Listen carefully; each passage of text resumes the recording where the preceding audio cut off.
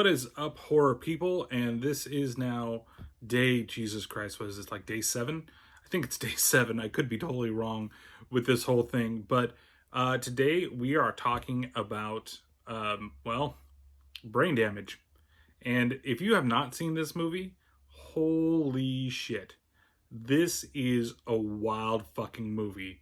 I first saw it like just maybe 4, 5 years ago, somewhere around there. Like, it's really weird. Like, I had this big thing about like 80s horror, and there's a lot of, again, like I said earlier on in a lot of these reviews, like it can be very, very schlocky. Like, there are a lot of different types of horror when you go to the 80s stuff. It's just the way that it is. Like I said, it was really inventive for the time, and they had a lot of really cool ideas, and then again, some not so cool ideas. But in general, there was so much stuff that was just like I think comedy horror kind of started around here. And a lot of it wasn't really meant to be comedic horror, but it turned out to be that way. And I kind of feel like Brain Damage is that film. Now, the film is about a guy who happens to be named Brian, who finds Elmer. And Elmer is this little parasite. And the parasite can give Brian, not Elmer, he can give him this like ultimate euphoric experience where he like bleeds a little bit into his brain. Like, there's this like LSD like brain fluid that he puts in there, and he can like see and hear colors. And that part of the film is really fucking trippy. But the generalized like theme of the film is just ridiculous practical effects. I fucking love Elmer, and why he talks like Bing Crosby, I'll never fucking know.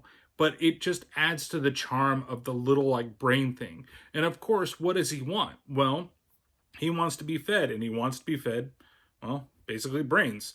So out there, Brian is going out there killing people and giving him exactly what he wants so that he can get what he wants. It is just a really ridiculous premise to a film, and then it turns out to be such a fantastic piece of cinema. Like, I don't know, like, again, this is horror that we're talking about, and I know a lot of people are kind of like, how can you say it's a fantastic piece of cinema? Well, it truly is. I really like the scenes when Brian goes into his like LSD trip.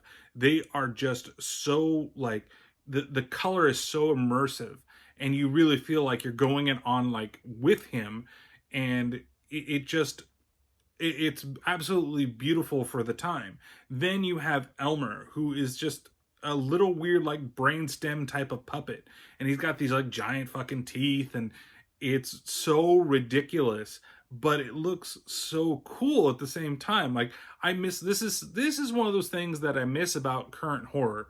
Not everybody does it, okay? I'm not saying that there isn't practical effects when they really need to have practical effects, because some horror still does.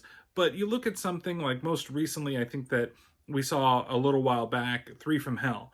And there's a couple scenes in there where like they're shooting up people and they're using CGI for like the bullets, because I guess it's obviously cheaper than what you would get, but it could have been practical. You could have used blood packs, you could have done the whole thing so it looked a little better, but they didn't. But here it's just like, it's not necessarily like the gore. I really just like the puppetry, to be honest with you. And it's fucking insane. You look at the little dude, and just so much character out of that guy. It's ridiculous.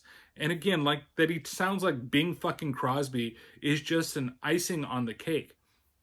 And it's really kind of like the downfall of Brian in this film, because he's so addicted to getting this from him that he'll just do whatever the fuck the little brain thing wants.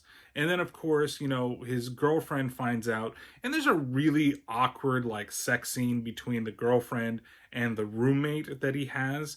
That I'm just like, damn, because Brian is just fucking locking himself away. He just wants to have this like feeling all the goddamn time. And then, of course, when he goes out there and he starts like killing fools, he doesn't want anybody to really know that's what he's doing to maintain this euphoric state that Elmer provides him. The film ends in a weird way, though. I've never been that big of a fan of the ending of this film, just because it's like very, very odd.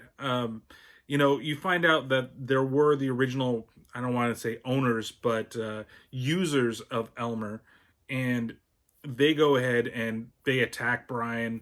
There's a big struggle, and eventually, Brian does break free of Elmer. But like I would say that little sequence, that's not necessarily my favorite. But I do like the final shots of the movie, and that's when Brian, he goes to kill himself, but he can't kill himself. Instead, he like blows open a hole in his head, and it's just bright light that's coming out of there, and it's really fucking cool. Um, this is a film that I definitely do recommend if you've never seen the film before, and somehow you stumbled across this, short little review of the film. Give it a chance. Please give it a shot, because it's something that is it's magical the first time that you see it. And it's totally different from what you would expect it to be. Like, I think that I saw it a little while ago on, I want to say it was Amazon Prime, and was surprised by it again. Like, I'm like, oh, you know what? I haven't seen this in a while.